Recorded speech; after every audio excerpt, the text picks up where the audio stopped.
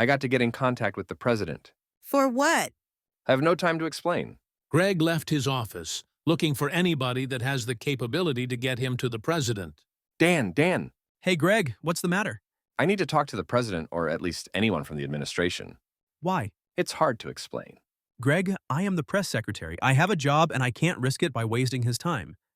The only way you're going to get in contact with the president is by telling me why.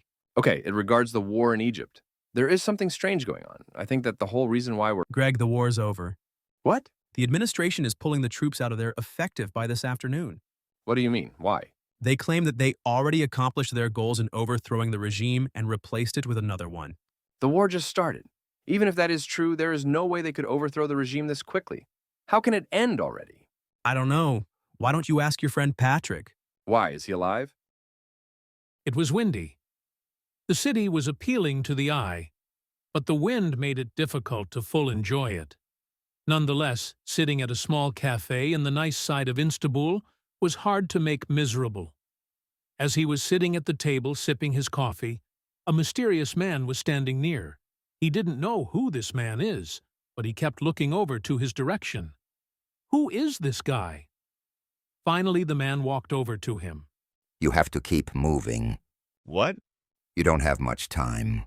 Enough time for what? What are you saying? Suddenly, everything started to get blurry. His vision started to swirl. There was black. Patrick opened his eyes. He and Sarah were lying in the desert sand.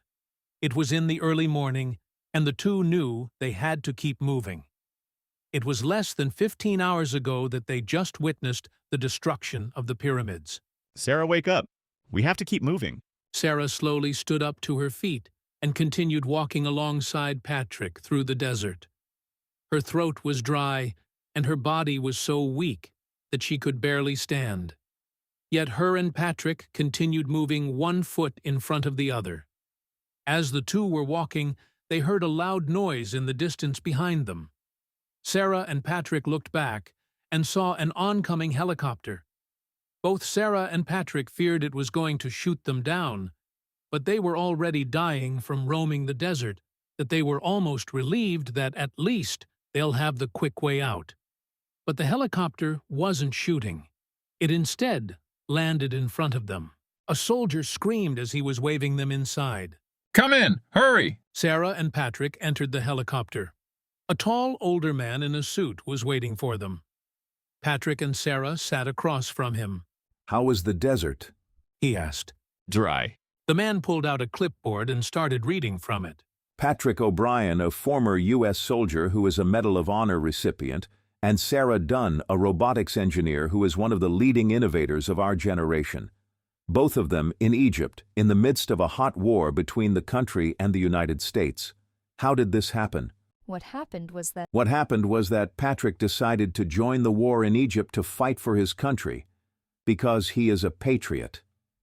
Sarah Dunn was in Egypt because the military needed her expertise to upgrading their weapons systems that the U.S. and Egyptian rebels needed to defend themselves from the tyrannical regime. That is what happened. You two can come back as heroes. Patrick, you will yet again get another hero's welcome, and Sarah, you can be on any talk show, media outlet, podcast, or whatever as the Albert Einstein of the 21st century. Or not. You could lay low. We won't interfere as long as you stick to the story of why you were here. Understand? In exchange for this offer. You tell me everything that happened. You had soldiers there. Why don't you ask them? Not only did we have soldiers there, we sent our friend John. Patrick, I believe you have met this man. Sarah, I don't think you have, or as a matter of fact, nobody has except for the very top people of the world. Unfortunately, the only soldiers that went into the pyramids all died under the destruction of the pyramids, and our only witness of what happened was John.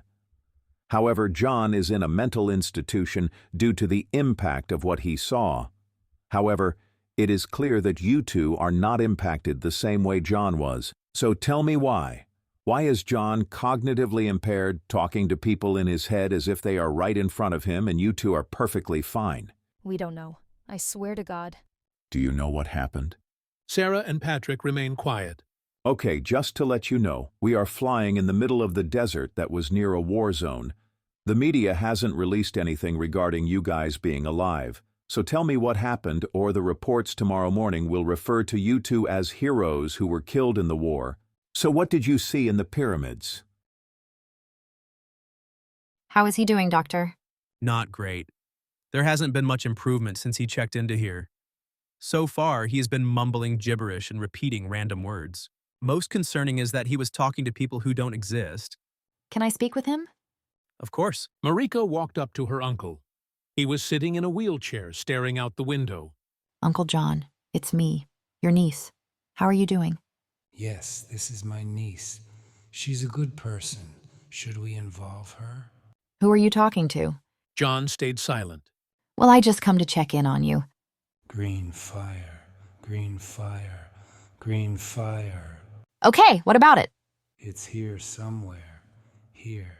It's here. Here in this building? Earth, earth, green fire, green fire. Is that like your favorite band or something? Green Fire, have you heard of Arcade Fire? That's a really good band. Abu Lafe Nizo, Abu Lafe Nizo, What is that? Abu Lafe Nizo, Abu Lafe Nizo. What is that? What does that mean? They know, they know, they know. Ask them, they know. And then the ship hovered above the pyramid. Once that happened, time just stopped. And then two more showed up, and then suddenly they disappeared, and the destruction continued. So time stopped and then it disappeared and then the destruction continued? Yeah, John told me that happened.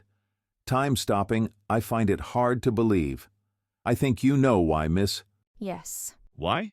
Well, because if time stopped, light could no longer move or propagate, as its passage requires the flow of time, meaning photons would freeze in place, leaving the universe in complete darkness and stillness. Light travels at a constant speed, 299,792 kilometers per second, in a vacuum, meaning it moves through space over time. If time were to stop, the concept of motion itself, whether for light, particles, or anything else, would become meaningless. Photons would cease moving, effectively freezing in place. So the universe would be just pure darkness, basically nothingness. Correct. So basically what we saw is theoretically impossible. Yes. But they did it. Right.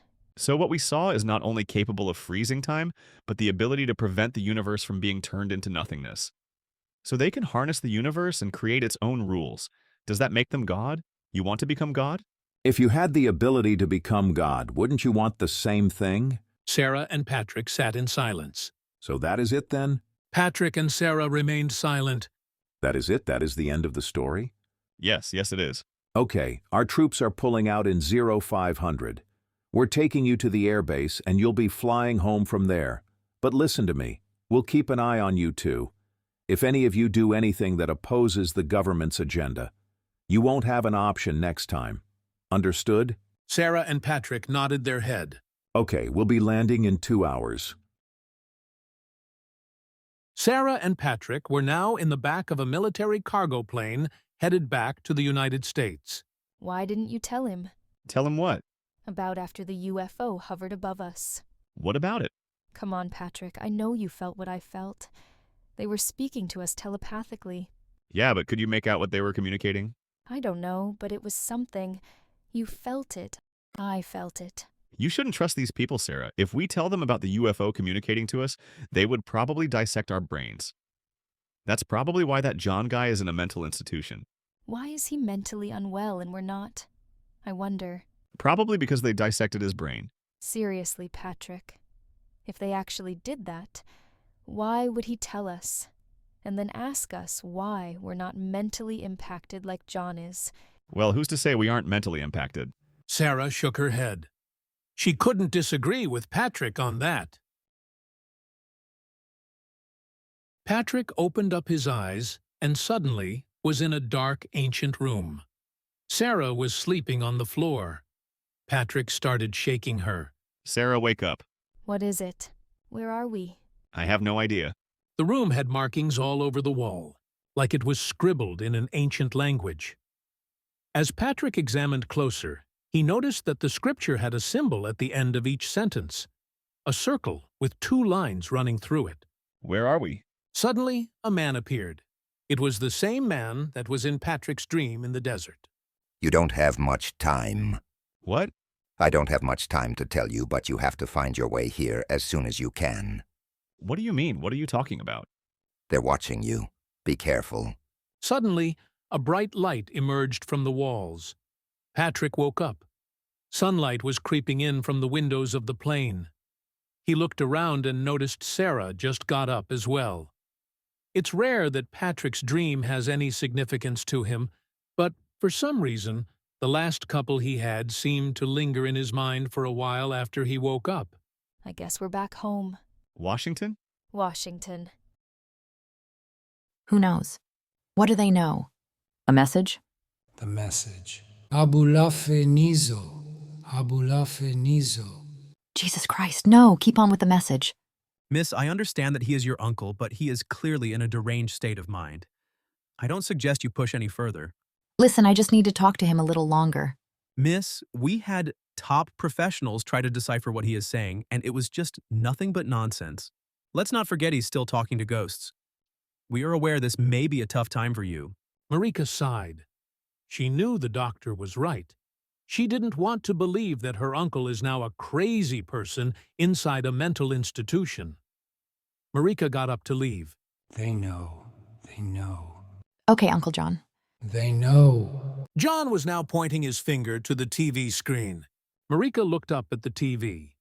The news was on, and it was showing Patrick and Sarah exiting the plane in Washington, in a hero's welcome. They know. Sometime later, Patrick and Sarah were now having coffee at a cafe. It won't last long, believe me. What won't last long? The fame. You'll only be popular for the next week or so, but eventually they'll forget about you. Well, the popularity with the government isn't going anywhere soon. They told us themselves that they are going to keep an eye on us. Well, let them do it. We accomplished what we set out to do. We ended the war.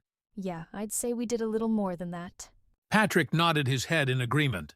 By the way, I know this is off topic, but I have to tell you, I had a really weird dream last night. We were in this small ancient room that had all this writing on the wall, like some sort of ancient language. Sarah turned pale. And someone told us that we didn't have much time, and that he didn't have much time to explain.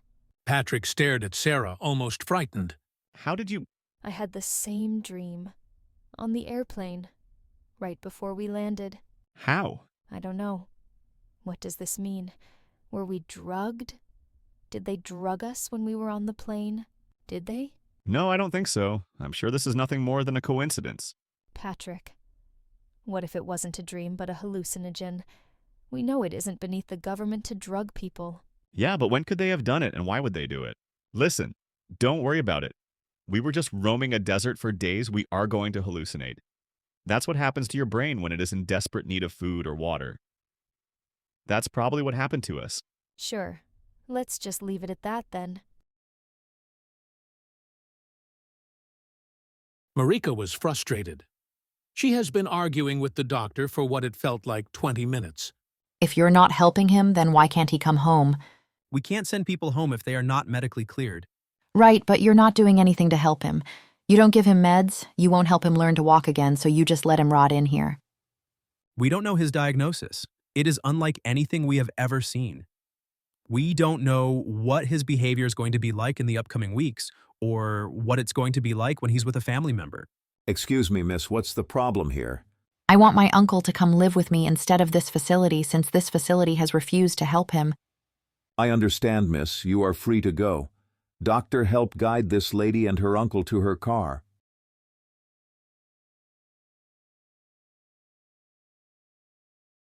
Greg was starting to lose it. He was running all over the Capitol building looking for anybody to help him. You don't know where he is? No, I don't. Everybody in this building doesn't know where to find him. Greg, Patrick just got back from combat in Egypt. I think he wants some time to himself. Greg knew he was lying, or at the very least wrong. There was no way Patrick went to fight the Egyptian army. He went for something else, and somehow it ended the war. Okay then, thanks for helping. Greg came to a realization he already knew where Patrick lived and decided that he was going to visit him. As Greg was walking to his car, a van pulled up in front of him as someone from behind pushed him inside. What is this? Greg was being tied up. I'm a U.S. Senator. This is an act of terrorism. Suddenly, a gun was put to his forehead. Greg looked up. There were 3 men inside the van, all of whom were wearing ski masks. Stay away from Patrick O'Brien. One of them said. You ask about him, you mention his name, you even as so much look in his direction.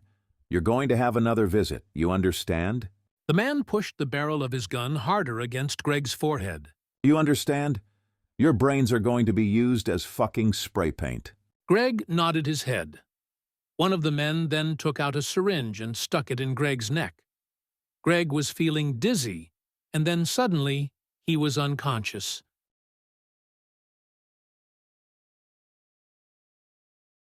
Patrick was lying face first into the dirt. He got to his feet.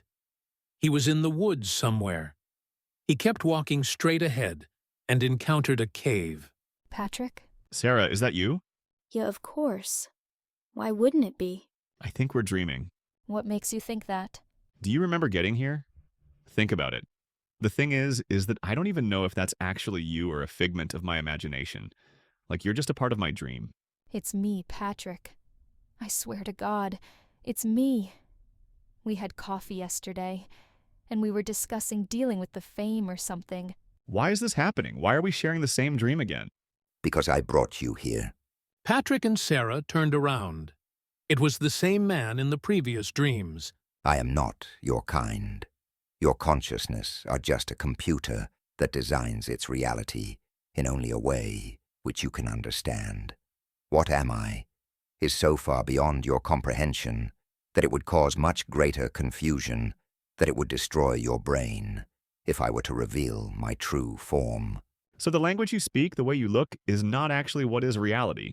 Well, we're dreaming, so nothing is real. No, everything is real. The dream world is a real world, no different than the reality you experience when you wake up.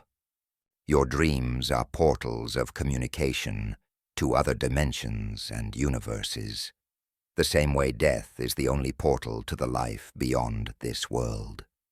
The only way to access the afterlife is through death. The only way to access this world is through sleep. Wait, so how come nobody has these experiences? How come it seems to be just us? You have encountered something recently beyond your world. Sarah and Patrick looked at each other. Sarah, you know how you were saying that we felt as though the ship was communicating something to us telepathically? What if they weren't trying to communicate with us, but trying to give us something? Like a gift? The ability to travel through dimensions. Not just dimensions, but universes. But you don't have the ability to travel. You only have the ability to communicate from those outside your universe. How come entities such as yourself can't access other people's dreams? They can. And they have received, I guess you can call them, little pushes. Einstein's theory of relativity, Mendeleev's periodic table, Kekule's benzene molecule, all came from dreams that they once had. But these ideas were, as you said, gifts from beyond, sent through the dream world, or even when lost long ones visit you in your sleep. But what you two have received is something that will not only change your world, but the universe itself. You have the ability to fully communicate with the unknown. I'm just so confused. Dreams are just ways for your subconscious to express what you're pushing down inside.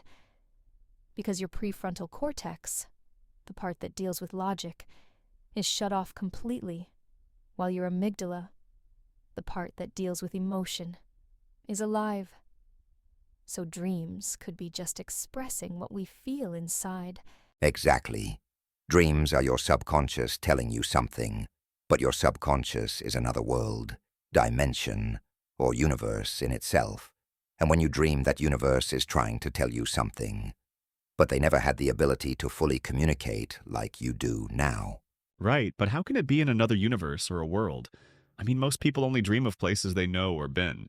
because it's put in ways that they can only understand, the same way you see me as a human, when I am the furthest being from it. Reality is what your conscious makes of it, and it only makes of it what you can understand. There is so much that you don't know. The dream world is not even 0.001% of the total truth. Well, what do you want from us? To tell you about this world. Okay, why? If there is something you need us to do, why don't you do it yourself? Just because one knows where the door is doesn't mean they have the key. My knowledge of the universe is 100 times more abundant than yours, and yet I only know barely 1% of it. There is so much that I don't even know that you must find out in your world. But listen, I was only sent here to communicate to you about your ability, but I am not the only one that can communicate with you. Every dream you have from now on may be a direct message from beyond, even beyond who I am, and its power can be too much. What the hell? We never asked for this. We never wanted this. It doesn't matter what you want. Who you encountered in Egypt gave you this gift for a reason, and this is why. You are chosen. You must accept that. Patrick and Sarah woke up.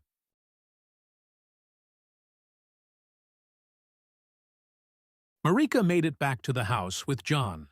She figured that if John is living in his house rather than an institution, it would make him feel more at ease. John and Marika were watching TV in the living room. You know, Uncle, I don't know why you were in Egypt during a major war. You are not military age. You probably haven't shot a gun in I don't know how long. But I'm glad you're back home. John grunted. I can only imagine experiencing what you did can do to a person. One of the men that brought you into the institution said that you almost got hit by a drone strike, and the impact from the explosion blew you back and you hit your head. John was grunting even louder. I'm sorry, I shouldn't bring this up. They're listening. They're listening. Uncle, who is listening? The man and woman on the screen this morning? No, they're listening. Should I tell her? I don't think I should tell her yet. John said to nobody in the room. What does your imaginary friend want to tell me? No war. No war. Yes, I agree war is bad. You should have realized that before you went to the Middle East. There was no war. There was no war? There was no war. They know what happened. The green fire is awakening. Abolafe Nizo. Abolafe Nizo.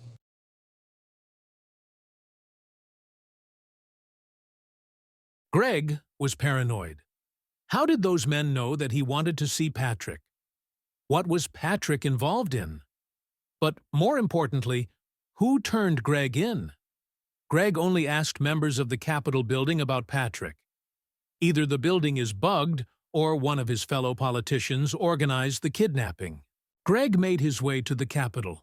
He had to make sure whoever it was that sent him the warning think that he didn't run away to Patrick or anything. Once Greg entered his office, he started typing, but he couldn't work. How could he, after what happened? It seems as though Greg was no longer dipping his toes into the dangers of politics, but he was now 2 feet deep. He had to know what happened to Patrick. It's weird. Even though it was a dream, it feels like a memory now. Just like the ones we had before. Sarah and Patrick were outside sitting at a park bench. So what does this mean? All of our dreams are going to be messages sent from aliens from now on. I have no idea, but there was something he said that got me thinking. Yeah, I'll say. One of the things he said was that the dream world is only 0.01% of the totality of what he knows. Well, that 0.01% is a huge difference. It's like humans share 98 to 99% of DNA with chimpanzees, yet that 1 to 2% makes up a huge difference. Right, but a chimpanzee knows as much as outside our universe and beyond as we do. What are you getting at? He said that he's not the only being that can communicate with us, and that we will get visits from other beings that are even more advanced than him, or it, or whatever it is. He also said it could be too powerful for us to handle. If it's true that we are the only lines of communication between our world and the outside, it seems that the spacecraft gave us this gift so they can communicate with us. Didn't the man that visited us in our sleep tell us what to do already? No, I don't think so. I think he was sent from the higher entities to inform us about our ability. Like a messenger. Why couldn't the higher beings do that themselves? It's like what it said. It would have been too much for us to handle. Now they'll just give little pushes in the right direction. Sarah looked into the distance. Patrick, maybe we just have severe PTSD. Who even knows what we saw in Egypt was even real? We could just be losing our minds. Do you know the story of the Mad King and the well? The one where the village's water was contaminated. And as a result, the villagers went crazy. And the king didn't, because he had a different water supply. But because the king was so different than the villagers assumed he was crazy. Sometimes believing different than the rest can be deemed as crazy. But that doesn't mean that it's not true. I don't know, Patrick. After what we went through in Egypt, and the government following us, I think we should leave it to that we're just lacking sleep and self-care. Patrick looked over at what he assumed was an agent following them in the near distance. He was tired and didn't want to live this life anymore. I hope you're right, Sarah.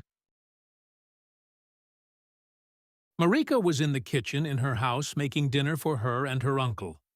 She loved her uncle despite not knowing him very well due to his profession, but taking care of him was harder than she thought.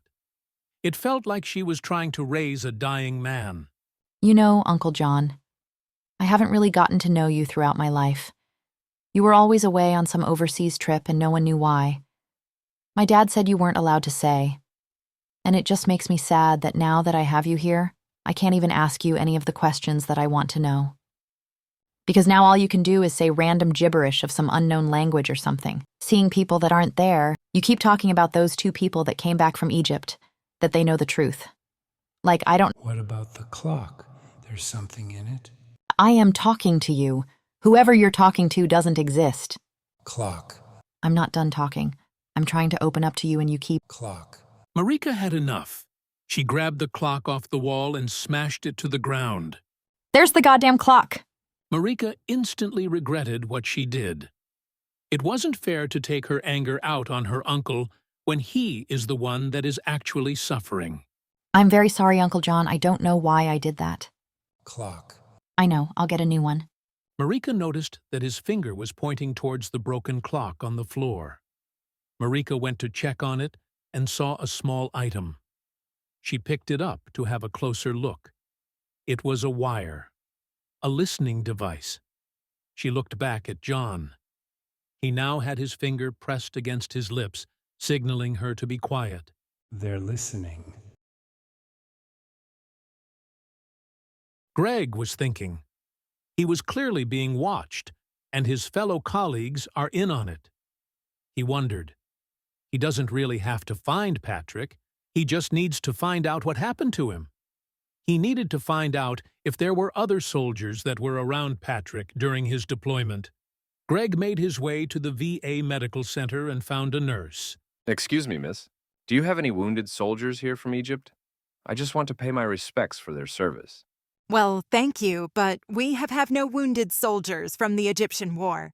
Really? Yes, it appears that the war was so short and swift that no soldier was ever in any sort of critical condition. However, there was a man that was here who was in Egypt during the supposed peak of the war, and I guess he got a massive brain injury and was sent to a mental institution. Although reports came back that there was no damage to the brain, so it was just assumed it was from the PTSD.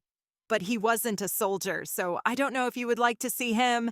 Who was he? I don't know. We were just asked by some men to do checkups on his brain activity, but it sounded like he was very important. Do you remember his name? The nurse looked through her clipboard. John Wilton. And who were these men? I don't know. They were in suits. I don't think they were government officials because I have never seen them before, and I don't think they were military either. What makes you think that? I work with military personnel all the time. They were definitely not it. Okay, do you know where this John Wilton lives? We have that information for health insurance, but that is classified and cannot be given out. I need you to give me the address, so I can pay him my respects. Look, my name is Greg Palnick. I'm a U.S. Senator. If anything happens to him, you know who I am. Greg was aware that he shouldn't have given his name out. but he knew he had to get to John one way or another. Sarah opened her eyes. She was dreaming. She got to her feet and noticed Patrick was already standing up. They were in the same room with the ancient writing on the wall. Patrick, I know, we're receiving another message. what message is this? Who knows? Remember, it is probably from an entity so advanced that if they were to speak to us directly, it would destroy our minds. It has to be from the beings in the flying saucer in Egypt. What are you doing? Patrick was scanning the walls. I recognize this writing. Patrick, I don't think this writing exists. No, it does. It's just that no one can decipher it. This is from the Voynich manuscript. The what? In 1912, by a rare book dealer named Wilfrid Voynich, purchased a book from a Jesuit college in Italy. It immediately caught his attention because of its bizarre text and illustrations of plants, astrology, and odd scenes of people. A letter found inside claimed it had once been owned by Rudolph II, a 16th century Holy Roman emperor who was into alchemy and the occult. Supposedly, he paid a fortune for it, thinking it might be the work of Roger Bacon, a medieval English scholar. After Rudolph, it passed through a few hands, including an alchemist, before ending up with the Jesuits. Nobody knows who wrote it, why it was written, or even if it's a real language or a hoax. What's clear is that it's old. Carbon dating puts it around the early 1400s, and it's kept scholars scratching their heads ever since Voynich brought it to light. Today, it's housed at Yale University. There hasn't been any discovered writing that replicates it. Until now. What are they trying to tell us? That this was the ancient language of an advanced civilization before us, or of an alien race? Perhaps this language is a code that could unlock something ancient, like what we unlocked in the pyramids? Patrick, this was one of the language that was written once we entered the pyramids. Remember, there was multiple languages written inside. How can that be if the book was only carbon dated back to the 15th century? Maybe whoever wrote that book was recording what he had seen from somewhere else. Like maybe in the pyramids, or a lost artifact. Or a dream. In any case, we need to find it and decipher it. How are we going to get it? We need to go to Connecticut. Let's wake up. And what will you be using this book for? Well, I guess like most people, we would like to decipher it. I didn't know you two have the ability to do that. Well, she can. I am just here to tag along. That is great. Usually, I don't give exemptions right away. Typically, when one wants to get access to books such as this, they need special requirements. But given that both of you are war heroes, I'll let you borrow the book. The Yale Library was huge. So many books, so much information and perspectives. There really isn't any time to know a percentage of the knowledge of the world today, let alone of the universe, he thought. Reading every book in this library would take 2 lifetimes. Do you think you can decipher it? I don't know. Learning robotics or any tech development requires program language learning and mathematics. So we'll see. You consider math a language? Of course. I believe it is the universal language. To people who can't speak math, doesn't understand the equation behind the formula, no different than someone not knowing the meaning behind a sentence in Spanish. I guess that makes sense. Although if I'm being honest, Patrick, you have as good a chance as I do in deciphering it. Don't you speak a couple of languages? Well, because of my deployments, it was necessary that I learn Arabic and Mandarin. But that doesn't mean I can decipher an unknown language. I mean, they have had the best language experts in the world try to decipher this. And few even claimed they have deciphered it, but the truth is no one can know if they did or not, because there is no Rosetta Stone for this. Well, we have to try, Patrick. Sarah began looking through the pages. One thing for sure is that this is definitely the writing on the walls in our dream. Who is listening? They. Who is they? The 2 people on the TV before? No, they know, but they're not listening. Who's listening? What's going on? Why is there a bug in my clock? They're coming. Who is coming? John pointed to the door. Marika checked out her window and saw a car outside her house. The car doors open, and 2 men started walking towards the house. There are men arriving to the door. Is it them? Don't trust them. What do I do? Marika slowly walked towards the front door and opened it. Hi, ma'am. How are you doing? I'm doing good, thank you. Do you mind if I ask why you're here? Ma'am, is your uncle here? Why do you need to know that information? It's a case of national security, and that's all I can tell you. Well, I would like you to leave my property. Okay, ma'am. Marika closed the door. She went back to look for John and found the second man standing behind John with a gun to the back of his head. Marika screamed, but before she could make any noise, a hand wrapped around her mouth. It was the man at the front door. Okay, miss, this is the deal. If you make any noise at all, make a move against us, or try to escape, I shoot you and your uncle in the head. Understood? John was calmly sitting in his wheelchair. The man then turned his attention to John. So, John, we asked you several questions about what happened in Egypt and ran numerous of tests, and you gave us nothing. And now I've been listening to you behind closed doors, and you're speaking coherent words and giving out hints to your niece. Meanwhile, you didn't give a shit. How did you know we were listening, and how did you know where the bug was? Who told you? They told me. Who? The higher entity. What higher entity? The UFO? What UFO? Shut up! So they talk to you? They send me gifts. What does that mean? I know what happens next. Marika was noticing John's cognitive function was much improved since he was in the institution. You can tell the future? They can. The man turned to Marika. We're going to be taking your uncle to a very secure place, and unfortunately, due to what you have seen, you're going to be coming with us. No, you can't do this. The police will come after you. My uncle is a former member of the U.S. government. You'll have to answer to them if anything is done to him. The man laughed. Who do you think you're talking to, sweetheart? I'll say this, John, you did keep a lot away from your family about your profession. Check the window, see if the coast is clear. The second man checked the window. Someone's coming to the door. Shit, all right. The man then turned to Marika. You answer it. Get rid of him. If you give him any indication you're in danger, we'll kill your uncle. No, you won't. Excuse me? You obviously need my uncle for something that you can't get anywhere else. So much so that you're willing to kill his relative who is an American citizen to get him. So I know you won't kill my uncle. You need him. Marika was starting to feel confident in herself. Okay, fine, then I'll kill you then. The man cocked his handgun and pointed it to Marika's head. The confidence that she just had all went away. Marika walked towards the front door and opened it. Hello, is this the house of John Wilton? Yes, and you are? Greg Palnick, I'm a U.S. Senator.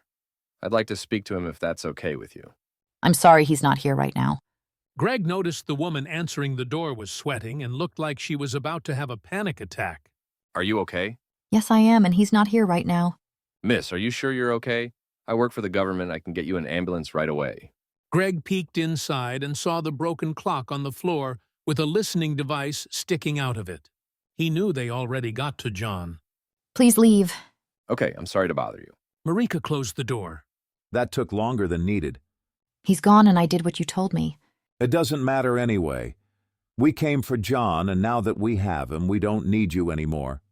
The second man was shot in the back. Marika started screaming.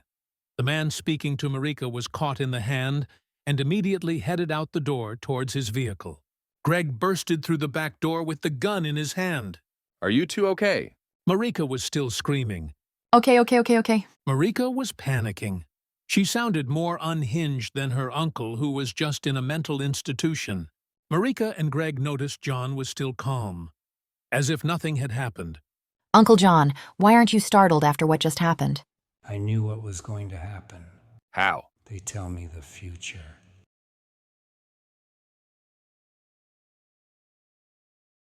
The lights were flickering. Sarah and Patrick were dreaming again. Where are we now? Patrick and Sarah were in a dark room, but they heard noises from outside. It sounded like they were right by a street. They checked outside. They were in Istanbul. Turkey. They want us in Turkey. Suddenly, the world started to spin. Buildings were falling over. A building was about to land on both of them. Sarah and Patrick braced for impact. But nothing happened. It was dark. Suddenly, it was light. They were face first on the ground. They got to their feet. They were now in a forest. They started walking ahead and saw two people in the distance. Sarah and Patrick ran towards them. Then they stopped. It was themselves. They just stared at each other. Suddenly, the cloned version of themselves was engulfed in flames, the bodies disintegrating at a fast speed. Suddenly, the forest ahead of them formed into a cave. The same cave they met, the entity. Sarah and Patrick entered the cave and arrived in the room with the ancient writing. The same characters from the Voynich manuscript. Then the walls started crumbling, and the whole cave was collapsing. Then they heard a voice, a loud whisper.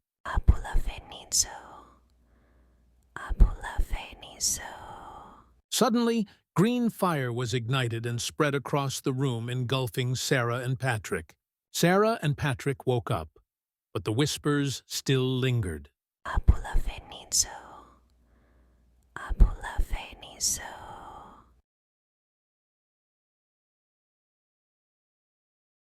Shouldn't we be going faster?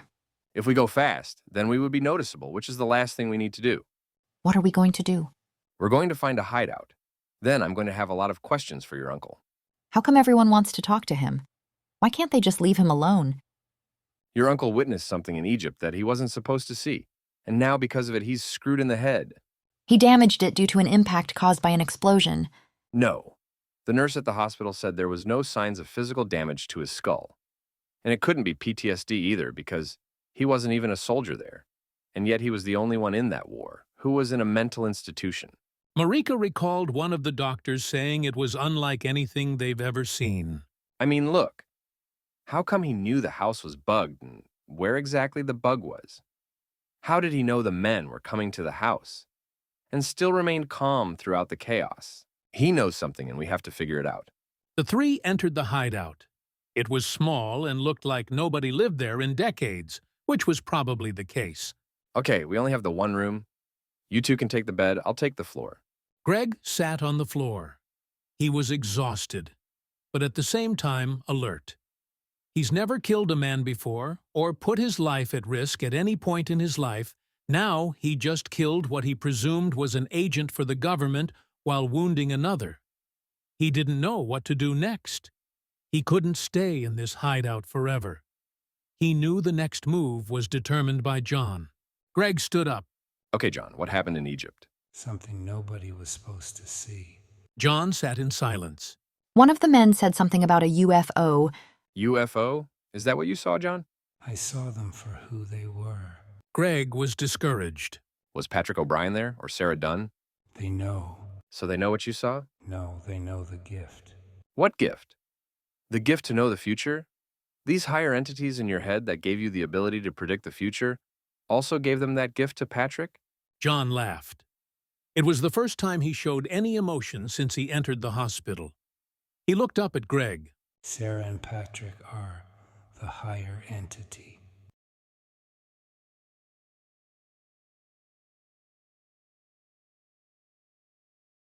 What do you mean they got away? Greg Pitlick was there. I swear it was him. He shot my partner and got me in the hand. The senator? Didn't you already shake him down? Yes, I told you we kidnapped him and told him the situation. And what was the situation that you told him, huh? Go ruin our goddamn plans? Wait, so you're saying you didn't track him down or have him tailed or anything? We figure he'd mind his own business after we kidnapped him. And so, instead, he went and found John, our only source in that whole event. Why did we stop the tests with John? He kept saying a bunch of weird stuff that didn't make sense. He almost sounded like the patients in the MK Ultra tests we did, the ones that took too much acid. What did he say? Like Abu Nafi or Abu Lazizi. I can't remember, but it made no sense. He also started to talk to people in his head. So why are we so worried about him? If his brain was fried, then who gives a shit? When we listened to his recordings when he was in his house, he sounded much more coherent. He started giving what seemed to be hints to his niece about the event. We needed more, but they found the bug, so we had to send our guys in. Hence this idiot and his friend. How did he know the bug was there? I don't know. He also anticipated their arrival as well. He clearly contains some sort of enhanced ability from his experience. I guess it could be like surgery. Your knee is weak, so you get a new one. But you're going to have to relearn to walk. But once you get better, your leg will be better than ever. John's brain might be the same. We got the feds looking for him. We'll find them. What about the other two? They're on a flight to Turkey. Okay, so nobody is going to stop them? We think they are going to lead us to a path. The truth is, we need those two. For what? We don't even know what they are looking for. No, but if it is anything like they discovered back in Egypt, we need to contain it. Our men will keep an eye on them. Right now, we need to focus on getting John back. What about the senator and the niece? We don't need them. You see them, you kill them. The media will take care of the rest.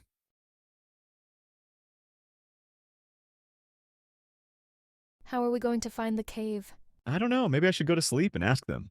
Patrick was laughing at his joke, but Sarah wasn't in the mood. Seriously, Patrick, how are we going to find this cave? Nobody has probably been in that cave in centuries, maybe ever. Well, what do you want me to do? Go on Google Maps and ask for directions to the ancient cave that aliens are telling me to go find? Does the Voynich manuscript have a map or anything? I didn't see any. Patrick was looking at the historical buildings and architecture of the city. It's quite remarkable how much this city impacted the world. For centuries, it was the capital of empires, from the Byzantines to the Ottomans, shaping religion, trade, and politics. The city has seen it all, the rise of Christianity and the spread of Islam. Even though all that is in the past, you can't help but feel its presence here. They even say that the walls whisper at the Hagia Sophia Cathedral. What do you mean? Well, the story is that throughout history, monks and priests have chanted within this cathedral, and now people claim that they have heard whispers coming from the walls and that it was from the chants that was done. Well, it could be.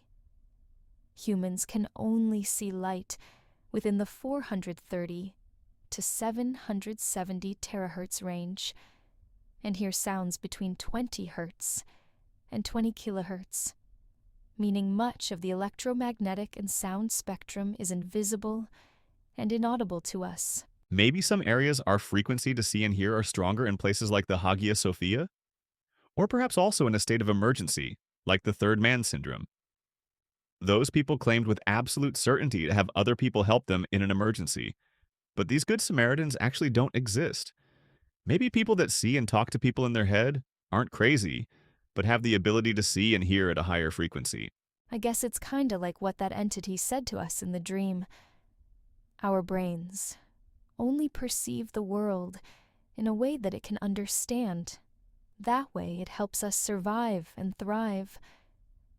In times of survival, our consciousness will expand outwards to give us help from the outside world. Maybe these aliens live among us, but not undercover humans or in flying saucers in the sky, but just in this higher frequency.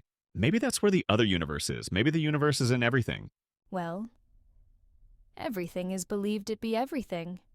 Quantum entanglement, unified field theory.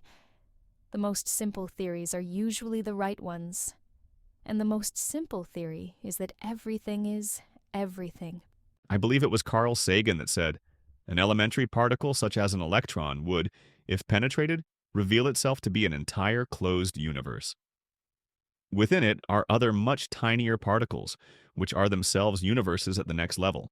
Perhaps everything like size, shape, texture, sound are just illusions to simplify life in our small brains. The hardest problems usually can be answered with the simplest solutions. Our minds have to complicate our senses so much because it can't comprehend the concept of nothing. The answer is so simple it bends our brains because we just can't understand it. So if everything is everything, but everything is nothing, that means, according to you, nothing exists. Yes, which would mean that we create the world around us. Which makes us God. And once we have the ability to comprehend this, is when we obtain the power of God. That's what they're trying to find. The government. The world powers. That man on the helicopter even said that.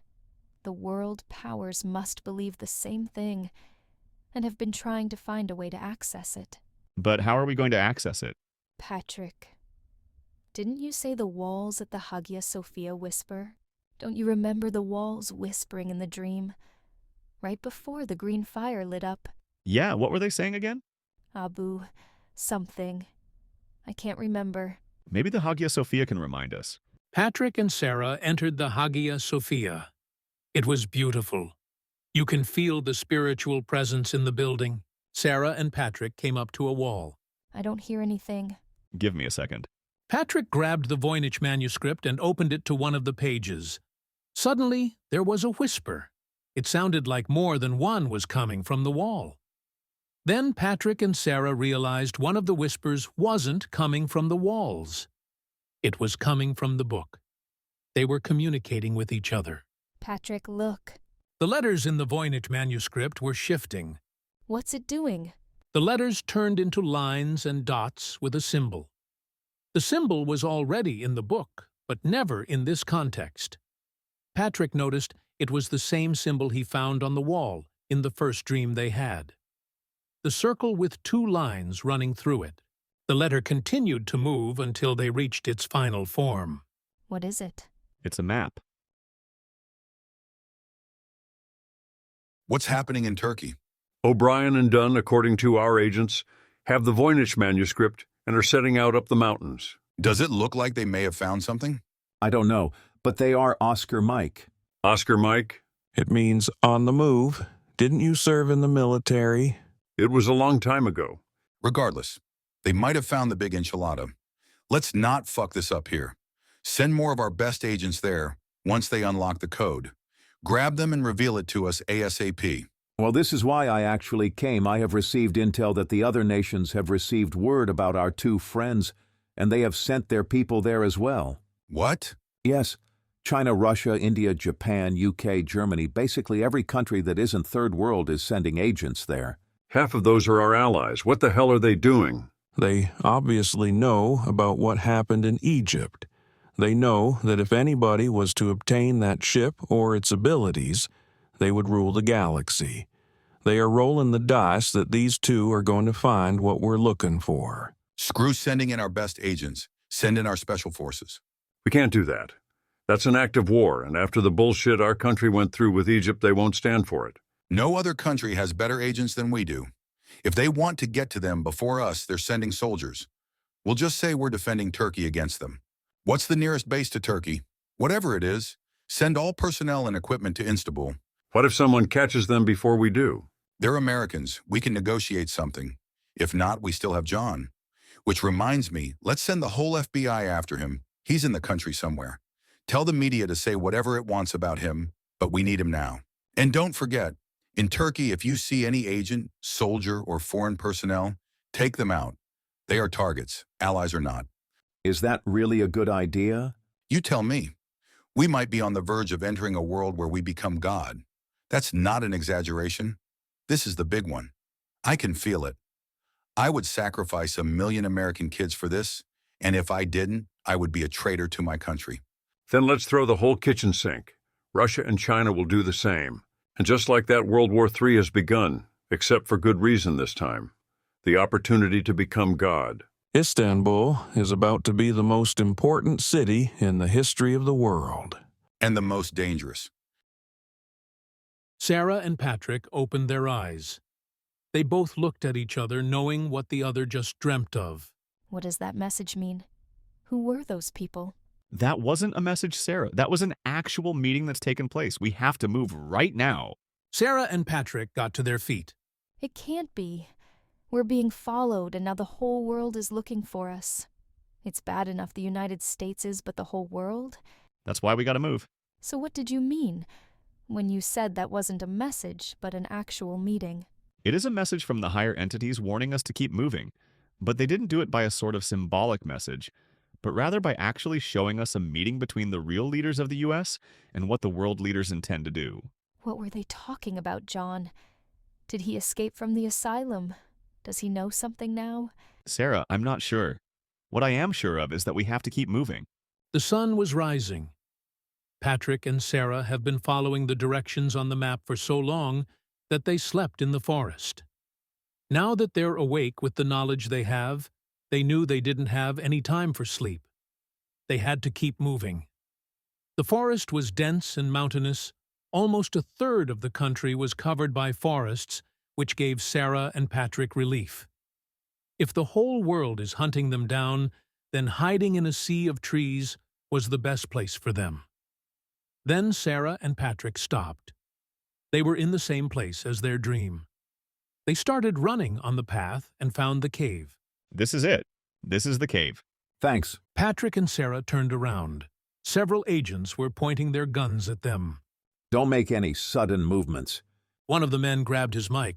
We found them, sir. Okay, this is what's going to happen.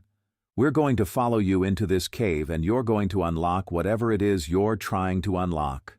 We're just going for a nice hike. I don't know what your problem is. Cut the shit, Patrick. Before we go in, I want to ask you a question, and I want your superior on your radio to hear this. If we unlock the ability for us to become gods or the god, then what is stopping you from going in and claiming it yourself, rather than for your country? Who's to say one of you won't obtain the ultimate power for your own personal interest, and most importantly, how do you know you can handle it? I guess you'll find out, Patrick. Now move. There was a rustling in the forest. Someone was coming from the trees. It was the entity. The man from the dreams. Sarah and Patrick, I'm glad you finally made it.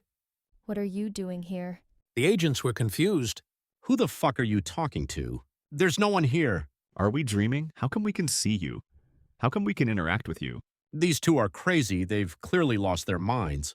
This is exactly what John sounded like after he got back from Egypt. You are not dreaming. I am just an entity from the outside world that only you can see. And I just came to tell you congratulations on being so close to your destination, and to take cover in 5, 4, 3, 2. Sarah and Patrick dove to the ground. They looked into the sky and saw a helicopter shooting towards their area. It's the Chinese. The agents were now firing their weapons towards the helicopter. Then, out of nowhere, Russian, U.S., and Japanese aircraft were now emerging into the sky, deploying soldiers to the ground. It was all-out war. Sarah and Patrick quickly got to their feet and hurried inside the cave. It was dark. Both of them had to feel the walls to get a sense of direction. The cave was long and tunneled into the depths of the mountain, so much so that Sarah and Patrick could no longer hear the fighting from outside or the rumblings from the cave. How long do you Sarah fell into a hole. Sarah! Patrick jumped in after her. Sarah was on all fours on the ground. Are you okay? I'm fine. Okay, good. Let's try to find a way back up there. Patrick, look. Patrick scanned the area they were now in. It was the room, the ancient room from their dream. John, are you okay? What's happening, John? John's eyes were rolled to the back of his head. He was shaking uncontrollably. What is he saying? Abulafinizo, Abulafinizo. Greg, what is happening to my uncle? John was now motioning something with his hand. I think he wants to write something down. Grab me a paper and a pen. The room was whispering to Sarah and Patrick. Abulafinizo. What does that mean? I am not sure. Patrick started scanning the walls. It was indeed the same room as the dream with the same writing. Patrick pulled out the Voynich manuscript. He started going through the pages. He didn't know exactly what to do with it. Then he came across a page with just the symbol. The same symbol from the map. The same symbol from the dream. The same symbol on the wall. A circle with 2 lines, vertical lines, running through it. John was now scribbling on the paper. Abulafinizo, Abulafinizo. We need to calm him down. He looks like he's having a seizure. Marika wrapped her arms around John to calm him down. The paper dropped to the floor. Greg bent down to pick it up. It was a circle with 2 vertical lines running through it. Sarah grabbed the book from Patrick. There's pictures here on the walls. For the words in the book. We can finally decipher it. Patrick stared at the symbol on the wall. It grew bigger. It was where the whispers were coming from. Abulafinizo. Patrick. The words in the book have changed to just 1 sentence. Sarah started translating. Patrick, look. Patrick came over to the carvings of the wall. It was a giant spaceship, a flying saucer, the same one from Egypt. The next carving was a creature not of this world. And the next one was the creature speaking to... Patrick was stunned, talking to two humans, a man and a woman. Patrick, are we a part of some sort of prophecy? The Voynich manuscript. Is it supposed to be an alien language created for me and you to discover? Patrick sat down. He felt his mind breaking. He had no idea what to make of this. By the way, I finished the translation. What was it? It just said repeat. Repeat? Yeah. Patrick slowly stood on his feet and walked towards the symbol on the wall. Abu Lafai Nizo. It's happening, it's happening. John was now screaming. What is happening? The green fire. Sarah and Patrick stared at the symbol on the wall as it started moving. A green fire was ignited. The power of it was so forceful that it seemed it was going to engulf Sarah and Patrick. But the fire wasn't dangerous. Sarah and Patrick both knew what the fire was. It was a wormhole, a portal into another universe. Patrick stepped forward. Patrick, wait. If we go in, we could be destroyed. Our human brains cannot withstand this place that we're going to. Patrick looked at Sarah. We can handle it, Sarah, because we won't be human anymore. Sarah and Patrick turned their attention towards the fire and entered the portal.